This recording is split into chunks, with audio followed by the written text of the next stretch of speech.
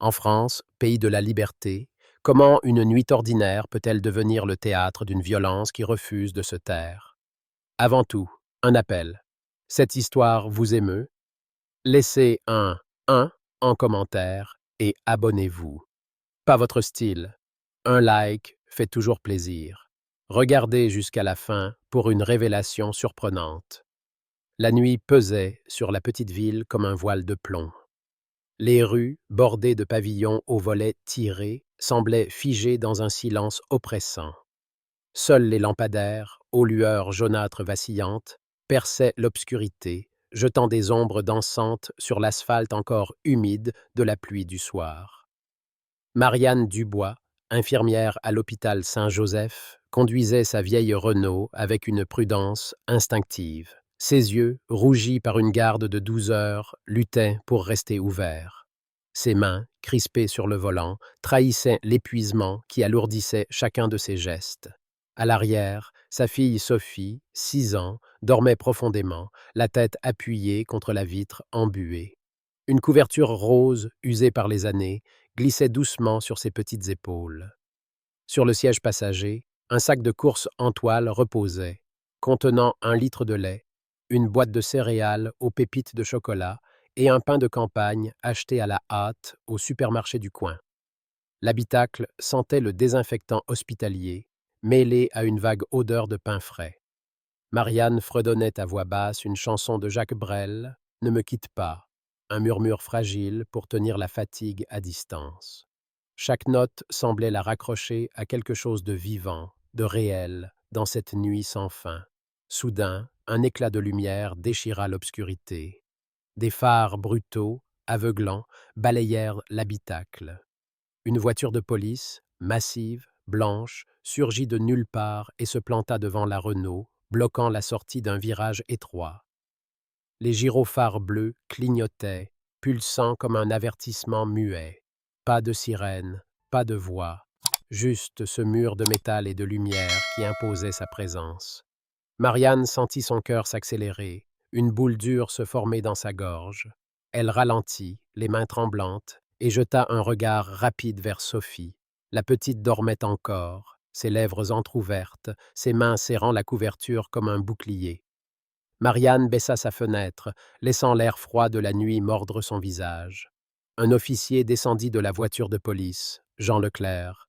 Son nom, gravé sur une plaque d'uniforme, luisait sous la lumière des phares. Grand, les épaules carrées, il marchait d'un pas assuré, une main posée sur la crosse de son arme. « Descendez, madame !»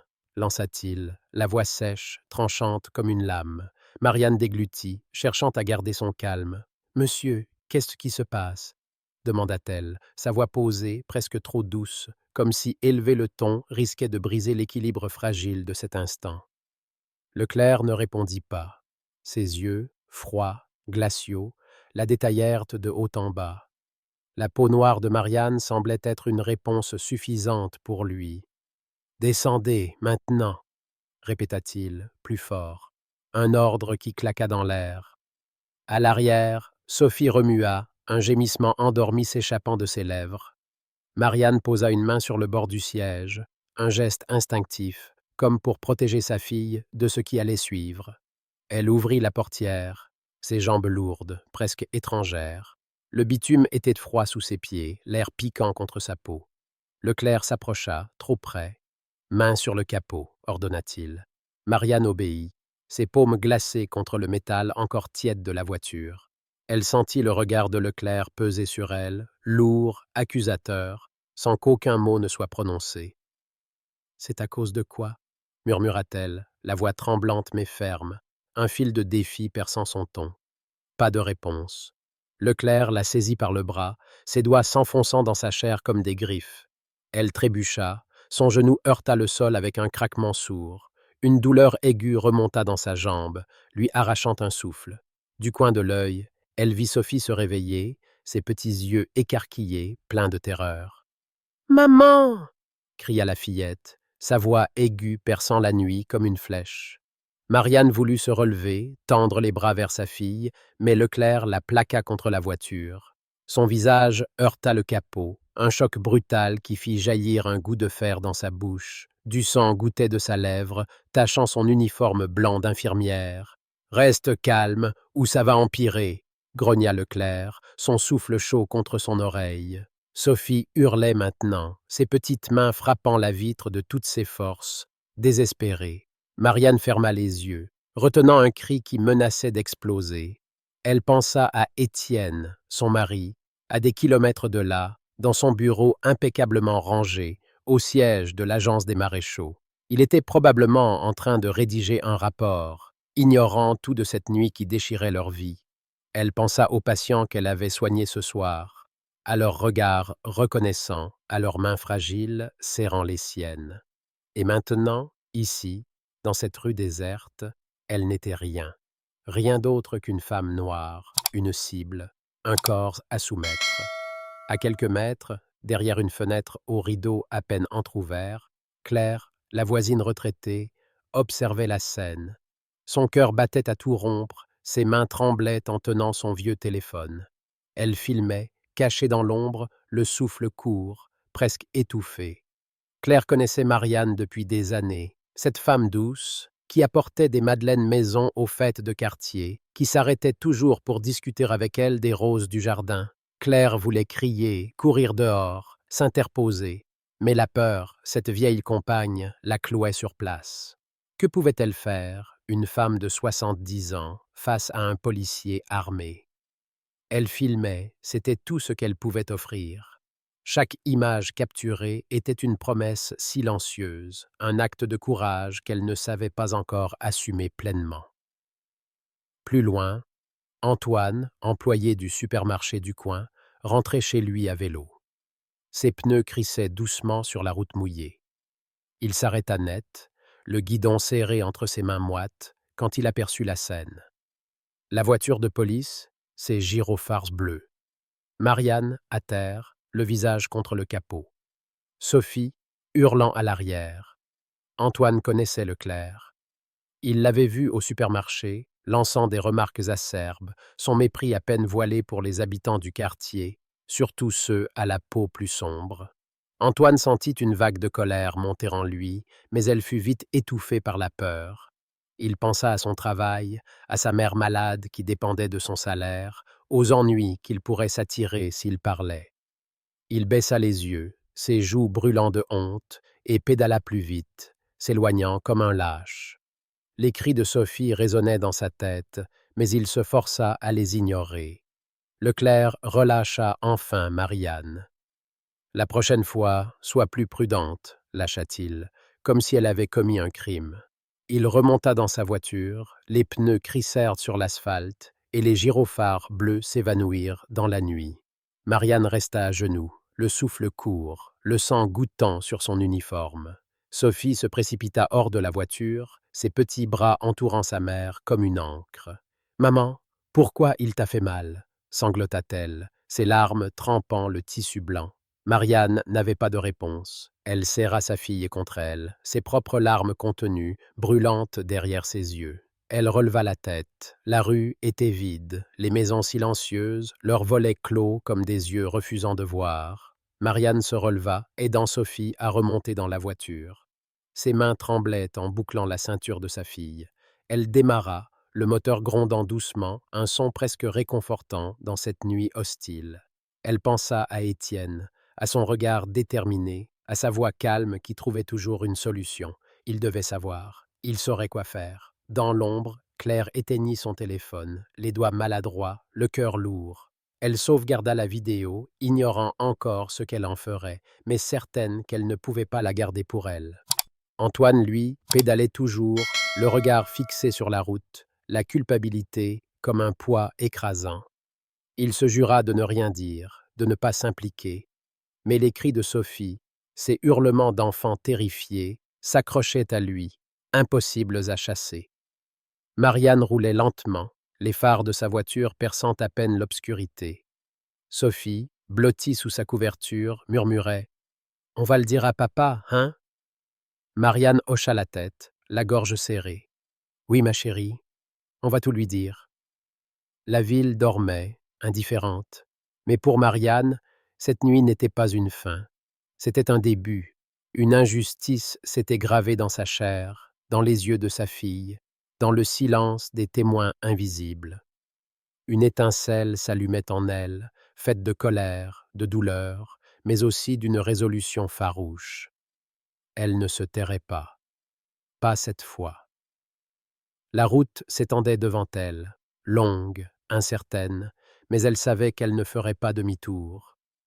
Le jour se levait, pâle et hésitant, sur la petite ville. Les rayons du soleil, encore faibles, glissaient sur les toits des pavillons, caressant les volets clos et les jardinets soignés. Marianne Dubois, assise à la table de la cuisine, fixait une tasse de café froid. Ses mains, toujours marquées par la rugosité du bitume, tremblaient légèrement. La nuit précédente semblait irréelle, comme un cauchemar dont elle ne parvenait pas à s'éveiller. Sophie dormait encore à l'étage, son petit visage apaisé par le sommeil, mais Marianne savait que les images de cette nuit resteraient gravées dans les yeux de sa fille. Elle effleura sa lèvre, où une croûte de sang séché témoignait de la violence de Jean Leclerc. Son uniforme d'infirmière, taché, reposait dans un coin, abandonné comme une peau morte.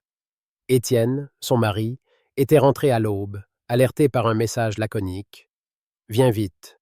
Il s'est passé quelque chose. » Maintenant, il était assis face à elle, ses yeux sombres, brûlants d'une colère contenue. Étienne Dubois, haut fonctionnaire à l'Agence des maréchaux, était un homme de précision, habitué à démêler les complexités des dossiers administratifs. Mais ce matin, son calme habituel vacillait. « Raconte-moi tout, murmura-t-il, sa voix basse, presque un grondement.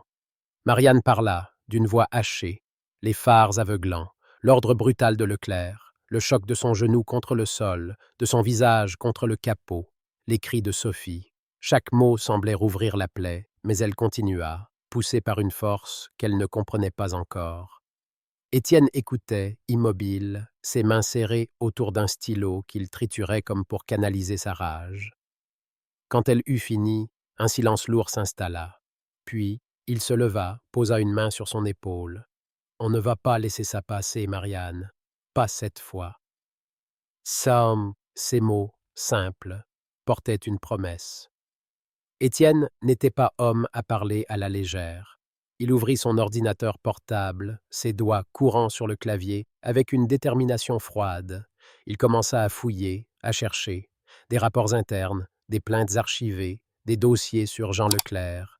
Il savait où regarder, comment accéder aux bases de données discrètes de l'administration. Ce qu'il trouva ne le surprit pas, mais le glaça. Leclerc avait un historique. Des plaintes pour brutalité, toutes classées sans suite. Des témoignages de citoyens, souvent issus des quartiers populaires, décrivant des contrôles musclés, des insultes à peine voilées. Une femme, Camille, avait signalé une agression similaire 2 ans plus tôt. Elle avait abandonné sa plainte sous la pression. Étienne nota son nom, son adresse. Il irait la voir. Pendant ce temps, Claire, la voisine retraitée, n'avait pas fermé l'œil. La vidéo qu'elle avait filmée tremblait sur l'écran de son téléphone. Chaque image, Marianne plaquée contre la voiture, Sophie hurlant, la hantait. Claire, ancienne enseignante, avait passé sa vie à inculquer à ses élèves le sens de la justice, de la République. Mais face à cette scène, elle s'était tue, figée par la peur. La honte la rongeait. Elle ouvrit son ordinateur, les doigts hésitants, et envoya la vidéo à Étienne par un message crypté. Elle ajouta quelques mots. « Je suis désolée, je ne pouvais pas intervenir, mais je veux aider. » Elle ne savait pas si cela suffirait, mais c'était un premier pas. Elle pensa à ses anciennes élèves, à leurs débats passionnés sur les droits, sur la liberté. Elle se sentit vieille, inutile, mais déterminée à ne pas rester dans l'ombre. À l'école primaire, Sophie était silencieuse. Assise au fond de la classe, elle griffonnait sur une feuille. Pas les dessins habituels de soleils ou de fleurs, mais une silhouette sombre, une voiture aux phares bleus, une femme à terre. Madame Lefebvre, son institutrice, remarqua son air absent, ses yeux cernés. Elle s'approcha, posa une main douce sur l'épaule de la fillette. « Sophie, tu veux me parler ?» demanda-t-elle, sa voix chaude, empreinte de cette patience propre aux enseignants chevronnés. Sophie secoua la tête, mais tendit son dessin. Madame Lefebvre sentit un frisson la parcourir. Les traits maladroits de l'enfant racontaient une histoire brutale, une vérité que les mots ne pouvaient encore porter. « Je peux garder ton dessin ?» demanda-t-elle. Sophie hocha la tête, ses yeux brillants de larmes contenues. Ce soir-là, Madame Lefebvre envoya une photo du dessin à un ami journaliste, accompagné d'un message. « Il faut que ça se sache. » Elle ne connaissait pas toute l'histoire, mais elle savait que ce qu'avait vu Sophie ne devait pas rester enfermé dans une feuille de papier. Antoine, l'employé du supermarché, n'avait pas dormi non plus. Les cris de Sophie résonnaient dans sa tête, comme un reproche. Il revoyait Marianne à terre, Leclerc dominant la scène avec son arrogance. Antoine avait toujours été discret, évitant les ennuis, se contentant de son petit salaire et de ses soirées devant la télévision. Mais cette nuit-là l'avait changé. Il ouvrit son compte sur les réseaux sociaux, hésitant. Ses doigts planèrent au-dessus du clavier. Puis, dans un élan, il écrivit « Ce soir, j'ai vu une femme se faire brutaliser par un policier. Elle n'avait rien fait. Sa fille pleurait. Et je n'ai rien dit. » Il posta le message, le cœur battant. Quelques minutes plus tard, les premières réactions apparurent. Des messages de soutien, mais aussi des insultes, des accusations de mensonges. Antoine sentit la peur revenir, mais il ne supprima pas son message. C'était son premier acte de courage, fragile, mais réel. Étienne, de son côté, avançait méthodiquement. Il contacta Camille, la femme qui avait porté plainte contre Leclerc 2 ans plus tôt. Elle vivait dans un petit appartement à la périphérie de la ville, un endroit modeste où les murs portaient encore les traces d'une vie difficile. Camille, la trentaine, les cheveux tirés en un chignon serré, ouvrit la porte avec méfiance. « Je ne veux plus en parler », dit-elle d'emblée, ses yeux évitant ceux d'Étienne. Mais il insista, avec ce mélange de fermeté et de douceur qui le caractérisait. « Ma femme, Marianne, a été agressée hier soir. Par Leclerc. Je sais ce que vous avez vécu. » Camille se figea, puis le laissa entrer.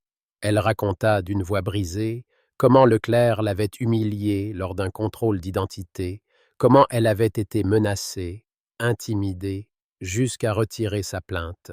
« Il protège les leurs, » murmura-t-elle. Étienne hocha la tête. Il lui tendit une carte, son numéro griffonné au verso. « Si vous changez d'avis, appelez-moi. » Camille ne promit rien, mais elle garda la carte. Marianne, elle, luttait pour reprendre le cours de sa vie. À l'hôpital, ses collègues remarquèrent son air absent, la marque sur sa lèvre. Un accident, mentit-elle, incapable d'affronter leurs questions. Mais elle ne pouvait pas fuir la colère qui montait en elle, une colère sourde, alimentée par les pleurs de Sophie, par l'injustice brute de cette nuit. Quand Étienne lui annonça qu'il avait des preuves, des rapports, des témoignages, la vidéo de Claire, elle sentit quelque chose se cristalliser. On leur proposa un arrangement, une somme d'argent pour oublier l'incident. Marianne refusa net. « Je ne veux pas de leur argent, » dit-elle à Étienne, les yeux brillants. « Je veux qu'ils répondent de ce qu'ils ont fait. » Étienne acquiesça, un sourire fugace sur les lèvres. Il savait que ce combat serait long, mais il voyait dans les yeux de sa femme une force nouvelle, une détermination qui ne plierait pas. Le dessin de Sophie, publié anonymement par le journal local grâce à Madame Lefebvre, commença à circuler. Une image brute, enfantine, mais d'une puissance dévastatrice. Sur les réseaux sociaux, le hashtag #AljenMetaispa apparut, timidement d'abord, puis comme une vague. Des habitants du quartier partagèrent leurs propres histoires, des contrôles injustifiés, des regards méprisants, des violences tues. Antoine, galvanisé par les réactions à son poste, ajouta des détails, décrivant Leclerc, la scène, sa propre lâcheté. « J'aurais dû parler sur le moment, » écrivit-il, « mais je parle maintenant. » Claire, encouragée par ce mouvement naissant, contacta d'autres témoins, des voisins qui avaient vu, entendu, mais c'était tus. Elle organisa une réunion discrète dans son salon, où des voix hésitantes commencèrent à s'élever. Marianne et Étienne se préparaient pour la prochaine étape. Ils savaient que porter plainte contre Leclerc, c'était défier un système qui protégeait ses propres rouages. Mais ils n'étaient plus seuls. La vidéo de Claire, les mots d'Antoine, le dessin de Sophie, les murmures de Camille, tout convergeait vers une vérité qui refusait de rester dans l'ombre. La petite ville, si calme en apparence, vibrait d'une énergie nouvelle, faite de colère, de peur, mais aussi d'espoir. Marianne, en regardant Sophie dessiner à nouveau, un soleil cette fois timidement coloré, sentit une lueur s'allumer en elle. Ce n'était qu'un début, mais c'était leur début. Le tribunal de la petite ville, un bâtiment austère aux colonnes de pierre grise, semblait écraser la place de son ombre. À l'intérieur, l'air était lourd, chargé d'une tension palpable. Marianne Dubois, assise sur un banc de bois usé, serrait la main d'Étienne. Ses doigts, froids, cherchaient dans les siens une encre contre l'angoisse qui montait. Elle portait une robe bleu marine, sobre, choisie avec soin pour ne pas attirer l'attention, mais son regard brûlait d'une détermination farouche. Sophie, restée à la maison avec une tante, n'était pas là, mais son dessin, cette silhouette sombre, ces fards bleus, cette femme à terre, pesait dans l'esprit de Marianne comme un talisman. Étienne, en costume sombre, feuilletait un dossier épais, ses notes méticuleuses sur Jean Leclerc, l'officier de police qui avait brisé leur vie une nuit sans lune. Les preuves s'étaient accumulées. La vidéo de Claire, les rapports internes déterrés par Étienne, le témoignage hésitant de Camille, et même les mots d'Antoine, l'employé de supermarché qui avait trouvé le courage de parler. Mais face à eux, le système se dressait, massif, intimidant, prêt à protéger l'un des siens. La salle d'audience était presque pleine. Des journalistes locaux, reconnaissables à leurs carnets et leurs regards scrutateurs, occupaient les rangs du fond. Quelques habitants du quartier, des visages familiers, des fêtes de quartier ou des files d'attente au marché, s'étaient déplacés, murmurant entre eux. Claire, la voisine retraitée, était là, ses mains nouées sur ses genoux, son visage marqué par une résolution nouvelle. Elle avait surmonté sa peur, envoyé la vidéo à Étienne et s'était jointe aux réunions clandestines dans son salon, où des voix timides s'étaient mises à parler. Antoine, mal à l'aise dans un costume trop grand, jetait des regards nerveux autour de lui. Il avait témoigné, décrivant la nuit où il avait vu Marianne à terre, les cris de Sophie, sa propre lâcheté. Ce geste qu'il avait cru insignifiant l'avait transformé. Il n'était plus seulement l'employé discret du supermarché, il était un témoin, une voix. Et puis, il y avait Julien, un jeune policier, ancien collègue de Leclerc. Il était là, au dernier rang, les épaules voûtées, le regard fuyant. Il n'avait pas encore parlé, mais sa présence était un signe, une fissure dans le mur du silence. Le procès commença dans un murmure. L'avocat de Leclerc, un homme au costume impeccablement taillé, présenta son client comme un serviteur zélé de l'ordre public, victime d'une campagne de diffamation. Leclerc, assis droit, le menton levé, affichait une assurance froide.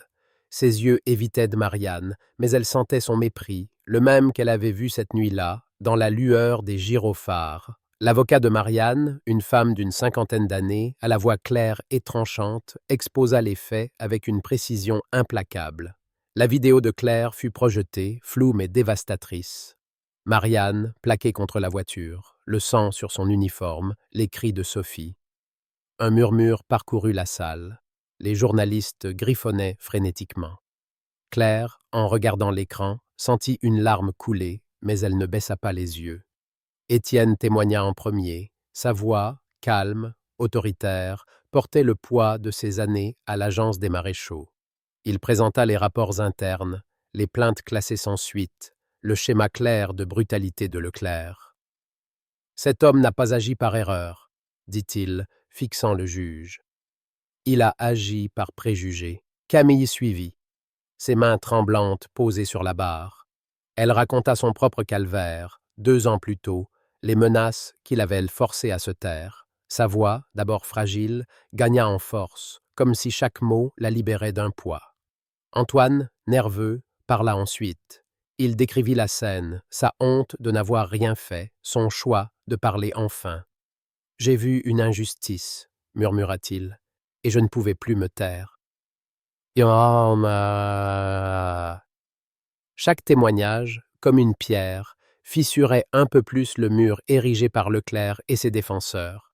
Mais le moment le plus inattendu vint de Julien, le jeune policier. Il se leva, hésitant, sous les regards surpris de l'assemblée. « J'ai travaillé avec Leclerc, commença-t-il, sa voix tremblante.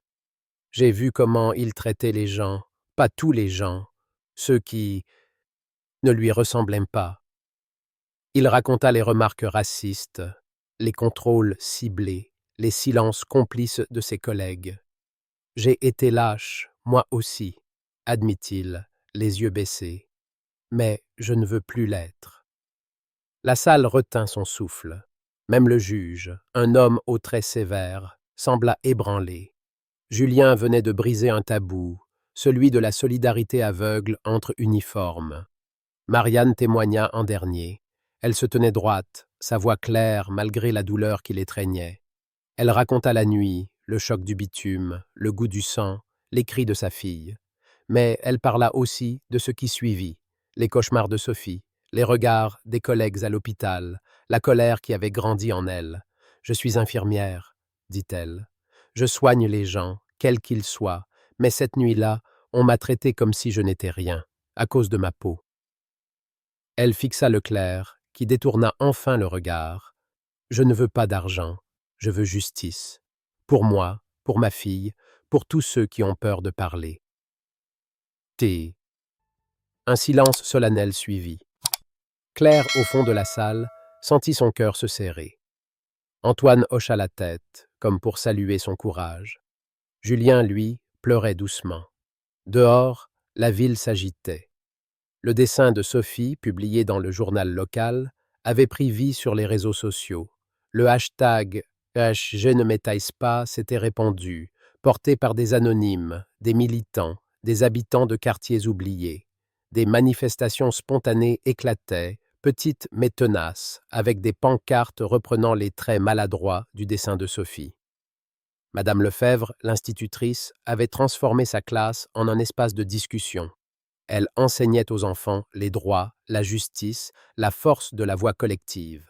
Claire, galvanisée, avait rejoint un collectif local donnant des ateliers sur les droits citoyens dans les écoles et les centres sociaux. Elle, qui s'était toujours sentie en marge, trouvait un sens nouveau à sa retraite. Antoine, lui, continuait de partager son histoire en ligne, répondant aux messages, encourageant d'autres à parler. Il avait même commencé à organiser des réunions dans son quartier, un lieu où les peurs se disaient, où les silences se brisaient. Le verdict tomba après des semaines d'attente.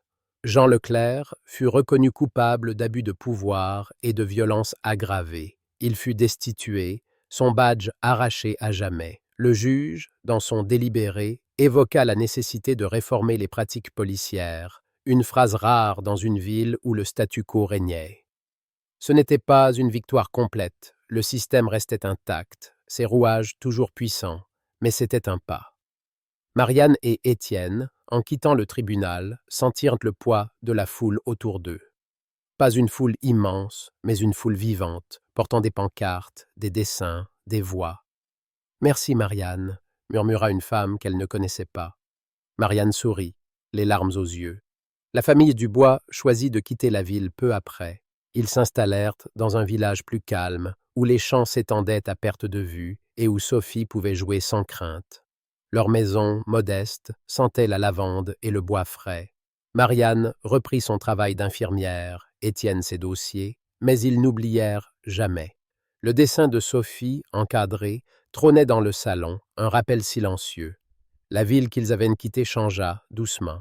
Des formations furent imposées aux policiers, des enquêtes ouvertes sur d'autres officiers. Claire continua ses ateliers, Antoine ses réunions, Julien ses témoignages. Le mouvement « Je ne m'étaise pas » ne s'éteignit pas. Il grandit, porté par des voix anonymes, des dessins d'enfants, des histoires partagées dans l'ombre. Marianne, un soir, assise sur la terrasse, regarda Sophie jouer dans le jardin. La fillette riait, courant après un papillon. Étienne s'approcha, posa une main sur son épaule. « On a fait ce qu'il fallait, » murmura-t-il. Marianne hocha la tête. Ce n'était pas une grande victoire, pas un triomphe éclatant. Mais c'était leur victoire. Une voix qui avait refusé de s'éteindre, un cri qui avait réveillé d'autres. Dans la douceur du crépuscule, Marianne sentit, pour la première fois depuis cette nuit maudite, une paix fragile. La justice n'était pas parfaite, mais elle existait, et elle, Marianne Dubois, avait osé la demander. L'histoire de Marianne Dubois, telle que racontée dans Une voix dans la nuit, résonne comme un cri dans l'obscurité, un écho de douleur, mais aussi de résilience. Ce récit, ancré dans une réalité brutale, nous plonge dans une réflexion profonde sur la justice, le courage et la force de la voix collective. En tant que spectateurs d'une telle histoire, nous sommes invités à regarder au-delà des mots, à ressentir les émotions brutes des personnages et à tirer des leçons qui peuvent éclairer nos propres vies, dans un contexte culturel français où les valeurs de liberté, d'égalité et de fraternité sont des piliers, mais parfois mises à l'épreuve. D'abord, l'histoire de Marianne nous confronte à l'injustice brute, celle qui surgit sans prévenir, dans une rue déserte, sous les phares d'une voiture de police. La violence qu'elle subit, motivée par la couleur de sa peau, est un rappel douloureux que le racisme, même dans une société qui prône l'égalité, persiste dans les interstices du quotidien. Cette injustice n'est pas abstraite. Elle a un visage, celui de Marianne, une infirmière dévouée, une mère aimante. Sa douleur, son humiliation devant sa fille Sophie, nous touchent parce qu'il brise l'idée d'une société juste et protectrice. En France, où l'idéal républicain est sacré, cette scène nous force à questionner. Comment les principes gravés sur les frontons des mairies, liberté, égalité, fraternité, peuvent-ils coexister avec de telles injustices? La leçon ici est claire. L'égalité n'est pas un acquis, mais un combat. Chacun de nous, dans nos cercles, doit rester vigilant, prêt à reconnaître et à dénoncer les discriminations, qu'elles soient flagrantes ou insidieuses. Le courage de Marianne est une autre source d'inspiration. Malgré la peur, la douleur et la pression sociale, elle refuse de se taire. Son choix de rejeter l'argent offert pour oublier l'incident et de porter plainte contre Jean Leclerc est un acte de défi, un refus de plier face à un système qui protège souvent ses propres rouages. Ce courage, dans le contexte français, rappelle les grandes figures de la résistance ou les luttes pour les droits civiques. Il nous enseigne que le changement commence par des individus qui osent dire non, même lorsque la voie est semée d'embûches. Dans nos vies, cela peut se traduire par des gestes simples. Défendre un collègue injustement traité, signaler une injustice dans notre communauté, ou simplement écouter ceux qui souffrent en silence. Le courage de Marianne nous pousse à nous demander: quand avons-nous, nous-mêmes, choisi le silence par confort? Et comment pouvons-nous, à notre échelle, faire un pas vers plus de justice? L'histoire met également en lumière le rôle des témoins, ces figures secondaires qui, par leur choix, façonnent l'issue du récit. Claire, la voisine retraitée, incarne la lutte intérieure entre peur et devoir. Sa décision de filmer, puis d'envoyer la vidéo, est un acte de rédemption, un pas vers la justice. Antoine, l'employé de supermarché, représente la culpabilité de l'inaction, mais aussi la possibilité de changer. Son témoignage, tardif mais sincère, montre que le courage peut naître même après un moment de faiblesse. Julien, le jeune policier, brise le mur du silence institutionnel, rappelant que même dans un système rigide, des voix peuvent émerger. Ces personnages nous rappellent une vérité essentielle. La justice n'est pas l'affaire d'un seul héros, mais d'une communauté. En France, où le collectif était valorisé, cette leçon résonne particulièrement. Nous sommes tous des témoins potentiels, dans nos quartiers, nos écoles, nos lieux de travail. Prendre la parole, même timidement, peut faire basculer une situation. Cela nous invite à réfléchir. Quelles petites actions pouvons-nous entreprendre pour soutenir ceux qui luttent? Le dessin de Sophie, symbole de l'innocence confrontée à la brutalité, est un autre élément poignant. Dans la culture française, où l'art et l'expression tiennent une place centrale, ce dessin d'enfant devient une œuvre puissante, capable de mobiliser des foules. Il nous rappelle que les voix les plus fragiles, celles des enfants, des marginalisés, portent parfois les vérités les plus percutantes. Cette idée nous pousse à valoriser l'écoute, à donner de l'espace à ceux qui sont souvent ignorés. Dans nos vies, cela peut signifier prêter attention aux histoires des plus jeunes, des plus vulnérables, et amplifier leur message. Le mouvement H Jeune Me Taise Pas, né de ce dessin, incarne la force de la solidarité, un concept cher à la France, où les mouvements sociaux ont souvent redessiné l'histoire. Enfin, l'histoire nous enseigne la persévérance. La victoire de Marianne n'est pas totale. Le système reste imparfait et les changements sont lents. Pourtant, son combat, porté par Étienne, Claire, Antoine, Julien et tant d'autres, plante une graine. Cette persévérance face à l'adversité est une valeur universelle, mais elle trouve un écho particulier dans la culture française où les luttes pour les droits, qu'il s'agisse des révolutions passées ou des manifestations modernes, sont ancrées dans l'âme collective. Pour nous, cela signifie que chaque effort compte, même s'il semble modeste. Participer à une association, écrire une lettre à un élu ou simplement éduquer ceux qui nous entourent sur les injustices, tout cela contribue à un changement plus large. Appliquer ces leçons dans notre vie quotidienne, c'est choisir de ne pas détourner le regard. C'est s'inspirer de Marianne pour trouver le courage de parler, de Claire pour surmonter nos peurs, d'Antoine pour corriger nos erreurs, de Julien pour remettre en question les systèmes dont nous faisons partie. C'est reconnaître que la justice n'est pas un idéal lointain, mais une pratique quotidienne, faite de petites victoires et de solidarité. Dans une France où les débats sur l'identité et l'égalité sont vifs, cette histoire nous rappelle que la fraternité, troisième pilier de la République, est une force vive capable de transformer une société. Si cette histoire vous a touché, si elle vous a inspiré à réfléchir ou à agir, alors donnez-lui une voix plus forte. Cliquez sur j'aime pour montrer votre soutien, partagez cette vidéo pour qu'elle atteigne d'autres cœurs, abonnez-vous à notre chaîne pour ne pas manquer nos prochaines histoires et laissez un commentaire pour partager vos réflexions. Ensemble, faisons entendre les voix qui refusent de se taire.